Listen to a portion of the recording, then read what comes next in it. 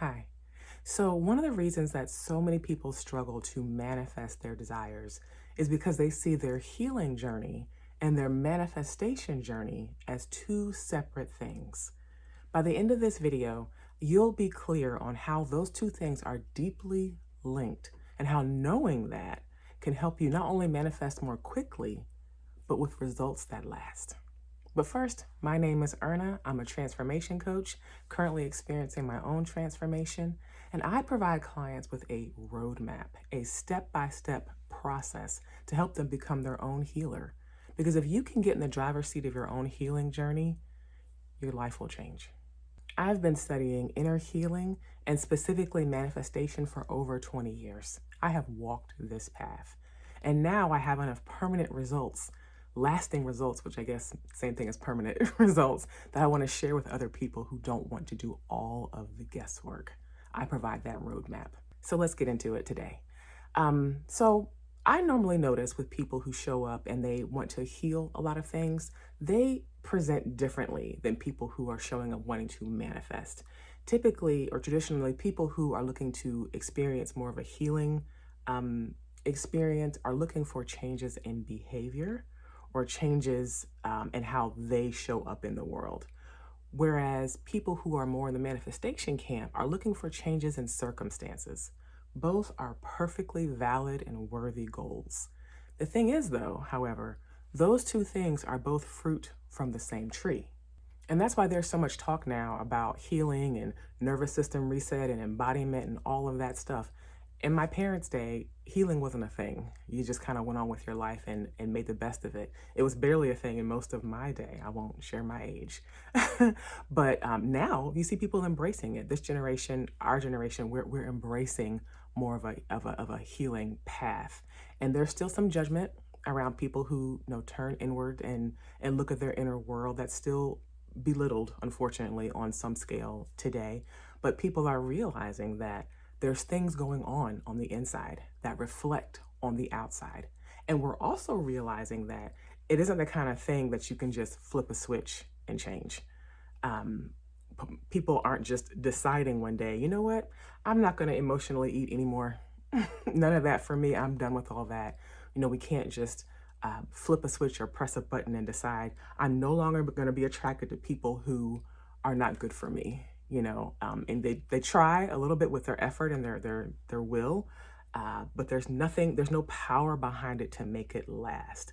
And so we're looking for more noticeable desires to show up. And so that requires a deeper healing or deeper work, AKA healing. So my working definition of manifestation is the natural and automatic outcome of healing your wounds and your trauma. An example of that is a few years ago, I had a client, his name, I'll call him Alvin. If you've been with me for this time, you know that I use aliases to protect the brilliant. It'll either be Alvin and the Chipmunks or it'll be Jim and the Holograms. Anyway, Alvin. He is in his late 20s, and he came to me and he shared his problem, the issue that he wanted to resolve, the thing that he wanted to change and see manifested. He wanted a better job. He wanted a higher paying job. He was working something that was part-time, and he wanted to get serious to plan for his future. Great. So the first thing we did is we went diving. We went exploring. I was curious about his thoughts, his beliefs, his experiences, all that, because what's showing up for him as I want a better job, the outcome, where that really stems from is thoughts and feelings of, I don't have what it takes. I can't do hard things. And where that stems from is having repeated experiences, in your youth, in your teenage years, possibly, where maybe you had an overprotective parent or a parent that stepped in to rescue you a lot. And so you didn't get the chance to develop that sense of competence and self-ability and knowing that you can trust yourself to do hard things. And so even as an adult, that could show up you might get an idea or an opportunity might come across your path and you end up talking yourself out of it and bringing yourself back to what's familiar, that mindset. And so even though you're an adult, the mindset developed in your younger years could carry on. So fruit, wanting a better job, with the roots of different mindsets that happened in the past. It's widely studied and widely accepted that our subconscious patterns and beliefs are formed around the age of 7, or they stop forming around the age of 7 or 8. And so it's very possible for you to be 30, 40, 50, 60. There are people who are 70, 80. You ever hear people say some people who are older can be still very, very unkind, just like younger people can be unkind. It's because time doesn't just weather away all of our stuff. So, yeah, so it shows up as, I want to be in a loving relationship. I want to fall in love. If let's say Susie wants to marry someone. Susie's not a client. I'm just using that name. She wants to marry someone who deeply cares for her, who deeply respects her. But right now she's single, and what's running in her mind is there are no good men. Men won't do their job. They won't take care of you. They won't love you. They'll love you and leave you. Those thoughts are running in her background. And where that potentially might actually stem from behind that is repeated experiences in her youth of one of her primary caregivers not expressing interest or only showing interest in her when she's misbehaving. And so from that, as children, she learned that I'm too much. No one's going to be interested in me. I don't have what it takes to attract someone. And so those are the roots. That's the underbelly. Those are the roots. The fruit is the outcome of her currently longing for something, desiring something that she doesn't have yet. And so she doesn't quite understand, because again, it's running in the background, why the men in her life, right now as an adult, don't show up for her the way that she would like them to, or don't show interest in her, or make her work for their attention. She doesn't understand that we attract and engage in, rather, what's familiar, not so much what we desire, not so much what we want. We always return home. So the point of healing is to change your concept, your location point of what home is. And so we have these beliefs buried deep in our subconscious, beliefs that we did not ask for, that we learned, in our younger years. And once I uncovered Alvin's beliefs, I was able to go in with some healing tools, and we were able to go in and begin plucking up and completely uprooting those mindsets that he had once we had the awareness. Because again, having the awareness is a beautiful thing, but that's not enough to create the change. That's why super self-aware people can go and get therapy and go and get coaching and still not experience change, because awareness is literally the first step. And so once you have that awareness, we went in with some tools to heal. And it's not unlike what other coaches do, like manifestation coaches. A long time ago, I bought a manifestation program I think it was it was either for money or career, something, and from a popular influencer. And it was 4 or 5 years ago. And the first thing she did was, what are your limiting beliefs? And that's what I've read other books and done other, looked at other videos, and they do this. The step one's always the same. What are the limiting beliefs? Well, limiting belief, or the subconscious blocks, that is manifestation speak for trauma, for complex PTSD, for developmental trauma, small t trauma. When it comes to manifesting, I like to say all the time, doubt, unbelief, trauma, especially small t trauma, complex PTSD, blocks, and limiting beliefs, they're all the same thing. They all get handled the same way. And so that's how manifestation journeys begin. It's also how healing journeys begin. So with my client, with Alvin, it turns out for him, his story was similar to what I described a moment ago. He was raised by his mother. His father passed away when he was younger. And she was very protective from a place of love. And so he would try to reach to do things or try things, and she would either stop him or, jump in to rescue him so that, in case he got hurt. So again, she was coming from a good-hearted, parental, motherly place. Unfortunately, though, an unintended consequence, rather, of that kind of parenting style is children tend to pick up on beliefs of, I don't have what it takes. This person has known me my whole life. They've seen me at my worst and they've decided that I can't handle it. So maybe I can't handle it. And they never had the experience of falling down or failing at something, getting back up, and then trying again, and maybe falling down again, getting back up, and then trying and succeeding. They don't get the chance to build that kind of resilience and feelings of competence. And so as a result, in his mind, he couldn't handle it. And so that led to him only applying and trying for lower level types of positions. And just before I go another further, I want to say I am not here to bash parents. I am not here to wave my finger or wag my finger and say, it's your fault, mom, it's your fault, dad, you should have did better.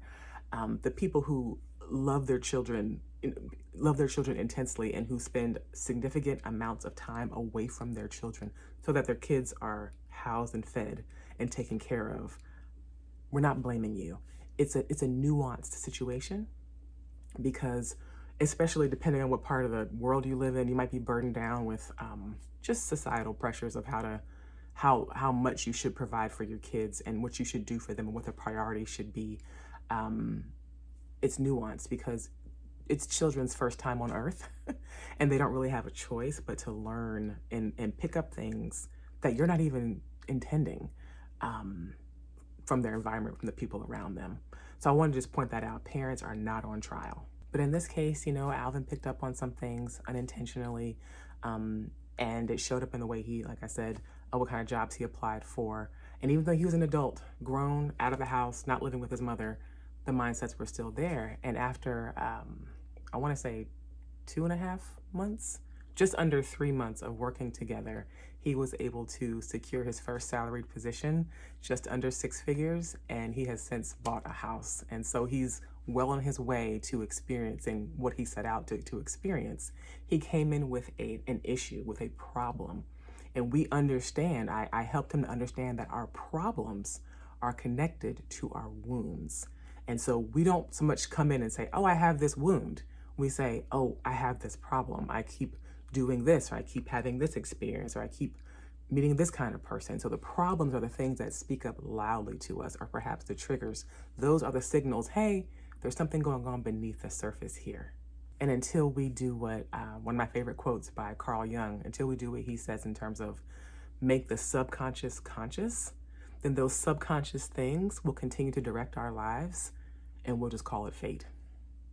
We'll just say it's meant to be, that this is the way life is, it's unavoidable, you can't change it, all that. Having no idea that there are beliefs that can be removed, controlling the whole thing. I want to take a moment and bring attention to what I call middle beliefs, or smoke screens. And I mentioned a few already in this video. Smoke screens are more palatable, more socially acceptable beliefs than our actual vulnerable childlike beliefs that are formed because, in our childlike years. So for example, Susie saying there are no good men, it's easier to say that than to say what's beneath that, which is I'm not good enough, I'm not interesting enough, I can't hold a man's attention, I'm too much. It's easier for a guy to say women today are used goods, they're good for nothing, but one thing, it's easier to say that's more acceptable, more tolerable than saying nobody ever taught me how to make and keep a woman happy. I wish I knew how to do that. I don't. Other people do. Other men do it, seem to figure it out, but I can't. Maybe there's something wrong with me. It's not easy to say that kind of vulnerable truth, as far as the truth about what you believe, not necessarily not the truth. It's just the truth about what you believe. And for me, one of my beliefs, smokescreen beliefs that my mind shouted at me one time was, you can't do that. That violates natural law. Nobody's ever done that before. And what that was covering up was a fear that people were bad and that too much abundance and freedom would corrupt. It eventually corrupts everyone. Because if you hear about human nature spoken about, it's usually associated with negative things. And it's never usually like, well, humans are mostly good, so they must be acting up. Something must be wrong with them. Have they had their Snickers today? You don't typically hear that kind of conversation when you see people, hear about crime happening. But long story short, turns out, human nature is quite good and quite loving and quite safe to make whatever choice we want to make. Those middle beliefs, those smoke screens, they keep us safe from hearing and feeling that very vulnerable truth, again, that was formed when we were younger, and they're more palatable. And because they're more palatable, we're less likely to investigate. Because it's not, if you say something strange and crazy, people will look at you and say, what's going on with you? But if you say something that the mainstream is also saying, it's harder to recognize it as a problem. And if you don't recognize it as a problem, you won't investigate and you won't explore or get curious or wonder is this possible to shift or change? And it'll go on masquerading as something that's permanent when it's not. This is why healing your wounds is so important when it comes to manifesting. It's because your traumas and your wounds are connected to the things that you want to change or manifest. And staying at the surface, you might go in and get some support or get some help, go to therapy or pick up a book and try to solve, problem A, B, C, and not necessarily see what's going on behind the scenes.